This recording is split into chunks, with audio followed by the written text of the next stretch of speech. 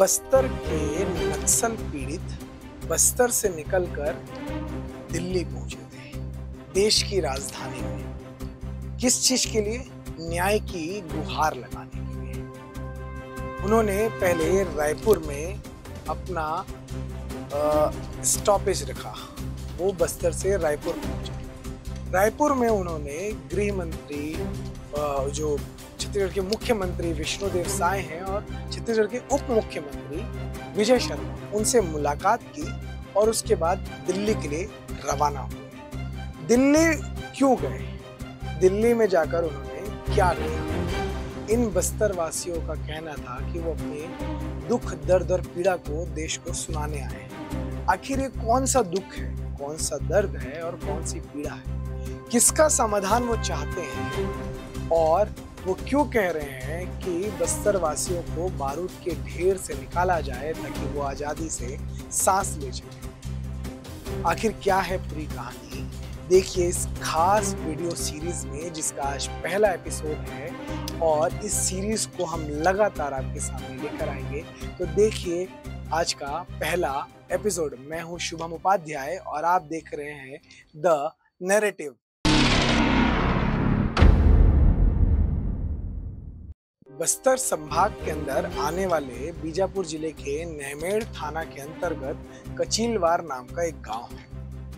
वहां का एक स्थानीय जनजाति ग्रामीण गुड्डू राम लेकाम अपनी आजीविका के लिए तेलंगाना से लगे क्षेत्र में मिर्च तोड़ने जाता था।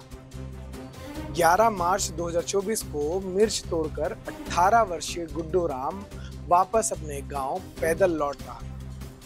इस दौरान पैदल आते हुए गुड्डू राम जंगल के भीतर माओवादियों द्वारा प्लान किए गए आईडी विस्फोट की चपेट में आ गया।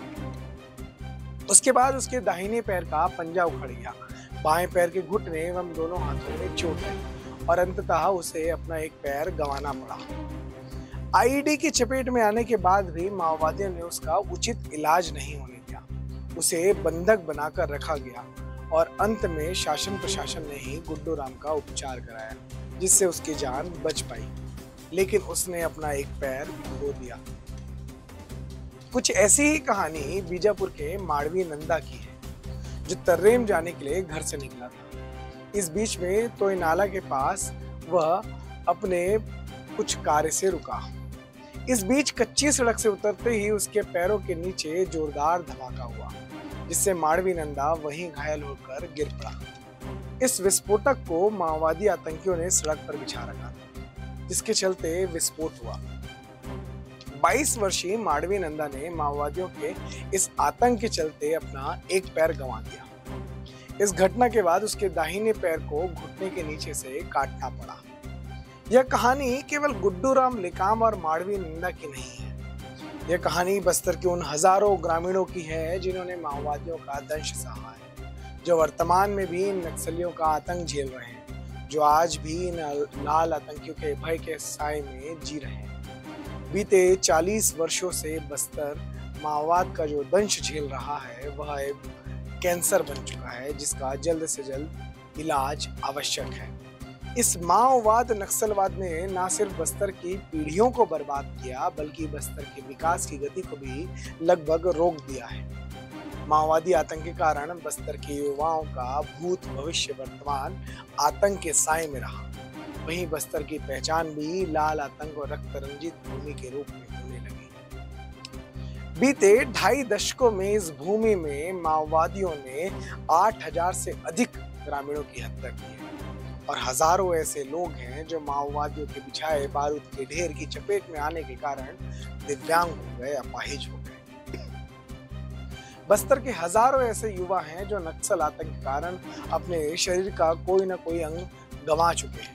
किसी ने अपना पैर खोया है तो किसी ने हाथ, किसी के आंखों की रोशनी चली गई है तो किसी के कानों में आवाज आने बंद हो गए हैं। और यह स्थिति बस्तर के केवल युवाओं या पुरुषों की ही नहीं, यह वहां की महिलाओं, बुजुर्गों, औरतों और नाबालिग बच्चों की भी है। उत्तर बस्तर कांकेर की एक घटना बताती है कि कैसे बस्तर क्षेत्र में छोटे छोटे बच्चों के जीवन में माओवादी आतंक का दंश प्रभाव डाल रहा है। कांकेर में वर्ष 2019 में रामपुर कुआंपारा में रहने वाली एक स्थानीय जनजाति किसान की बच्ची जंगल में खेलते समय एक वस्तु को खिलौना समझकर घर ले आई, जो वास्तव में माओवादियों द्वारा लगाया गया विस्फोटक था। यह घर जो बम था वो घर में ही बच्चों के सामने फट गया और जो बच्ची यह बम को लेकर आई थी उसकी वहीं पर मौत हो गई। साथ में 4 वर्षीय सुनीता हुपेंडी भी थी, जिसको भयानक चोट लगी, जिसके बाद भाई जो उसका बायां हाथ है, दाहिना पैर है और पसली है, उसमें समस्या आने लगी। यह घटना बताती है कि कैसे माओवादियों के कारण छोटे छोटे बच्चों का बचपन भी बारूद के ढेर में बीता, जहां ना जाने कितने बच्चों का इन विस्फोटकों से जीवन बर्बाद हो रहा है। छत्तीसगढ़ के ये जो बस्तर की हम बात कर रहे हैं, इस बस्तर को जानना और समझना बेहद आवश्यक है। छत्तीसगढ़ का जो दक्षिण भाग है वो बस्तर संभाग है, उसके अंदर 7 जिले हैं जो माओवाद से प्रभावित क्षेत्र हैं। बस्तर को लेकर कहा जाता है कि वहां विकास नहीं हुआ, इसलिए माओवादी नक्सली यहाँ आए।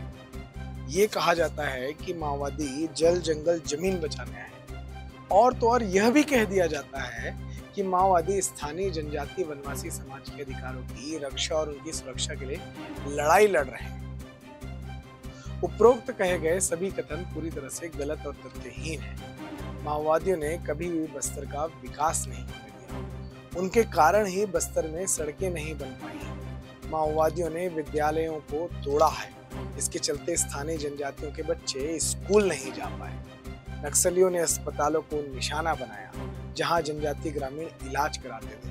कभी मुखबिर बताकर तो कभी निजी दुश्मनी में माओवादी आतंकियों ने स्थानीय जनजातियों की हत्याएं की और उनका शोषण किया।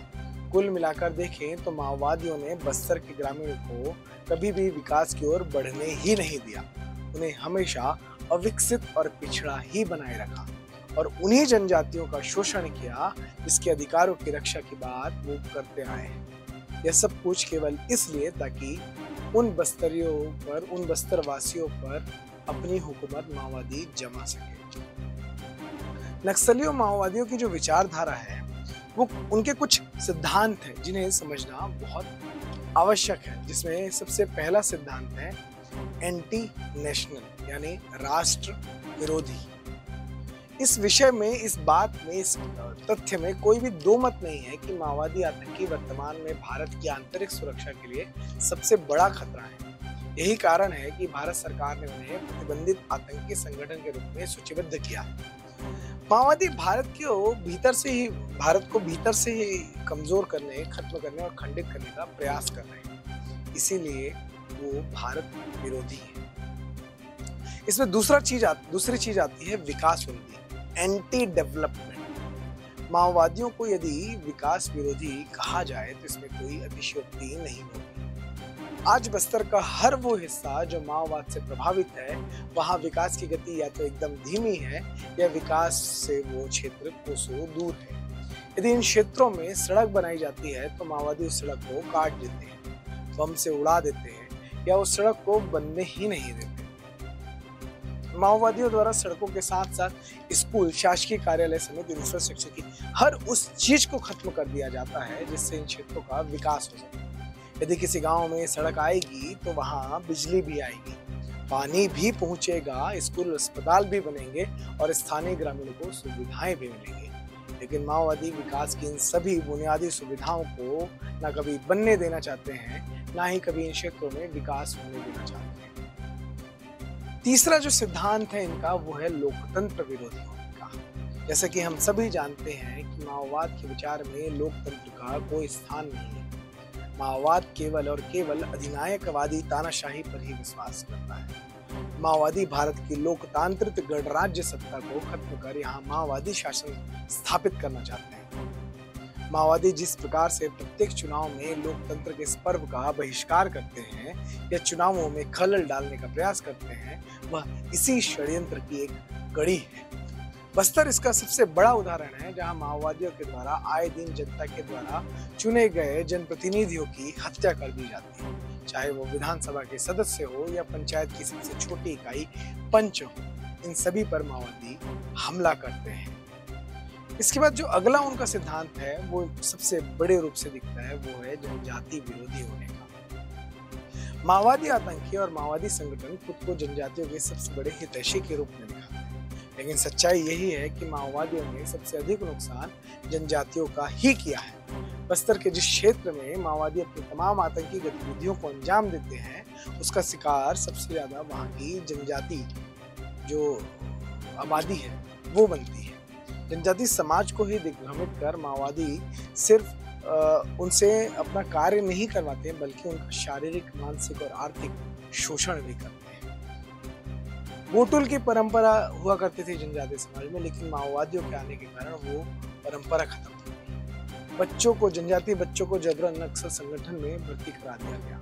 निर्दोष जनजाति ग्रामीणों की हत्या कर दी गई। मुखबिर बताकर उन्हें अपने गांव से बाहर निकाल दिया गया या उनको मार डाला गया। जनजाति ग्रामीणों का ना ही माओवादियों ने विकास होने दिया, ना ही उन्हें उचित शिक्षा, चिकित्सा, आवास की व्यवस्था करने दी। और यही कारण है कि बड़ी संख्या में स्थानीय जनजाति कुपोषण और बीमारी के भी शिकार हो गए। कई ऐसे गांव हैं जहां माओवादियों ने जनजाति समाज को पिछड़ेपन के ऐसे हालातों में छोड़ दिया है जहां लोगों ने ना कभी डॉक्टर को देखा है, ना ही कभी सड़क को देखा है।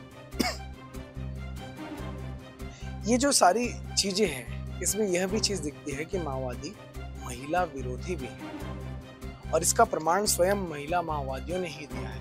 माओवादी आतंकी संगठन से निकलकर आत्मसमर्पण करने वाली महिला माओवादियों ने जो मीडिया को और अलग अलग अन्य स्थानों पे जो जानकारी दी, उसमें ये स्पष्ट रूप से बताया कि माओवादी महिलाओं का मानसिक और शारीरिक शोषण करते हैं। इसके अलावा जो माओवादियों का एक जो विषय आता है, वो है एक सिद्धांत जो दिखता है, वो मानवाधिकार विरोधी भी है। माओवादी मानवाधिकार के सबसे बड़े विरोधी हैं। सामान्य तौर पर माओवादी अपने तमाम प्रेस विज्ञप्तियों में मानवाधिकार की बात करते हैं, लेकिन सच्चाई यह है कि नक्सल प्रभावित क्षेत्रों में यदि स्थानीय निवासियों का जो सबसे अधिक मानवाधिकार हनन करता है वो माओवादी ही है। माओवादी जब मारे जाते हैं तो उनके मानवाधिकार की बात मानवाधिकार कार्यकर्ता, मानवाधिकार संगठन करते हैं, लेकिन जब कोई माओवादियों की हिंसा से पीड़ित होता है, उस व्यक्ति की, उस बस्तरिया की, उस जनजाति ग्रामीण की मानवाधिकार की बात कोई नहीं करता है। यह प्रश्न जो बस्तर के ग्रामीण हैं, वो मानवाधिकार संगठनों से और मानवाधिकार कार्यकर्ताओं से भी कर रहे हैं। उनसे पूछ रहे हैं कि हमारे मानवाधिकार की बात वो कब करेंगे, और माओवादियों की इन्हीं मानवता विरोधी, बस्तर विरोधी और जनजाति विरोधी को जो चरित्र है उसको उजागर करने के लिए माओवादी हिंसा से पीड़ित बस्तरवासी देश की राजधानी दिल्ली में न्याय की गुहार लगाने पहुंचे। पीड़ित बस्तरवासियों ने दिल्ली में गुहार लगाई कि उन्हें नक्सलवाद के दंश से मुक्ति दिलाई जाए, उन्हें बस्तर में बारूद के ढेर से निकाला जाए। माओवादी हिंसा से मुक्ति की मांग कर रहे ग्रामीण कहते हैं कि बस्तर में विकास तो हो सकता है, लेकिन उस विकास के रास्ते में माओवादियों ने बम प्लांट कर रखा हुआ है। जैसे ही बस्तर का कोई नागरिक विकास के रास्ते पर थोड़ा आजाद होकर चलता है, वैसे ही माओवादियों के लगाए बम फट कर उन्हें दोबारा आतंक के साए में ले जाते हैं, जहां से निकलना नामुमकिन हो जाता है। जब ग्रामीण को मारने में माओवादियों को अपना नुकसान दिखता है तो वो स्कूल को बम से उड़ा देते हैं। जो ग्रामीण दिल्ली पहुंचे, उन्होंने पूछा कि हमारे मानवाधिकार की, हमारे पीड़ा की, हमारे अधिकारों की और हमारे शांति की बात कोई क्यों नहीं करता। उन्होंने दिल्ली के बुद्धिजीवियों, अर्बन नक्सलियों और उन सभी लोगों को ललकारा जो माओवादियों का शहरों में बैठकर, एसी कमरों में बैठकर उनकी पैरोकारी करते हैं और उनका कहीं ना कहीं उनके लिए बौद्धिक ढाल बनने का काम करते हैं। उन्होंने ललकारते हुए पूछा कि हमारे जो पीड़ा है, जो उनकी जो दुविधा है, उनका जो दुख है, उनके साथ जो हिंसा हो रही है, उसकी आवाज वो कब उठाएंगे। उनका कहना था कि उनके साथ जो घटना हुई, उन्होंने जिस हिंसा को झेला है, उसके लिए जो नक्सली जंगल में मौजूद है, उनके साथ साथ जो अर्बन नक्सली है, वो भी इसके लिए जिम्मेदार है। आपको ये जानकर हैरानी होगी कि 3-3 साल की बच्चियां इस बस्तर शांति समिति के तहत जो दिल्ली पहुंची थी, वो 3-3 साल की बच्चियां थी जब उनके साथ घटना हुई, वो आज 14 वर्ष की, 15 वर्ष की, 16 वर्ष की हो चुकी हैं और वो अपनी कहानियां बता रही थी कि उनके साथ कैसे इस हिंसा के बाद उनका जीवन बदल गया। जो दिल्ली पहुंचे जो प्रतिनिधि मंडल था इन पीड़ितों का, उनकी आवाज, उनकी बात सुननी चाहिए और उनकी आवाज को, उनकी बातों को उन्होंने दिल्ली जाकर क्या किया, क्या उनकी घटनाएं थी, कैसे हमने उनसे बात की, वो सारी स्टोरी, वो सारी खबर हम द नैरेटिव पर आपके समक्ष एक्सक्लूसिव लेकर आएंगे, क्योंकि द नैरेटिव की टीम भी इन पीड़ितों के साथ थी। इन पीड़ितों को हर जगह कवर कर रही थी। ये पीड़ित जहां जहां पहुंचे वहां द नैरेटिव की टीम पहुंची थी और उन्होंने इनकी हर एक्टिविटी को, इनके हर दुख को, इनकी हर पीड़ा को और इनकी हर बात को कवर किया है। आप तक इस वीडियो के माध्यम से हम पूरी ये स्टोरी लेकर आएंगे, इसकी एक पूरी सीरीज लेकर आएंगे जो आपको द नैरेटिव के चैनल में देखने को मिलेगी और बस्तर के इन नक्सल पीड़ितों पर यह द नैरेटिव की एक्सक्लूसिव स्टोरी होगी जो आपको किसी भी और जगह पे देखने को नहीं मिलेगी। तो आप ऐसी स्टोरीज को और इन स्टोरीज की पूरी सीरीज को देखने के लिए देखते रहें द नैरेटिव।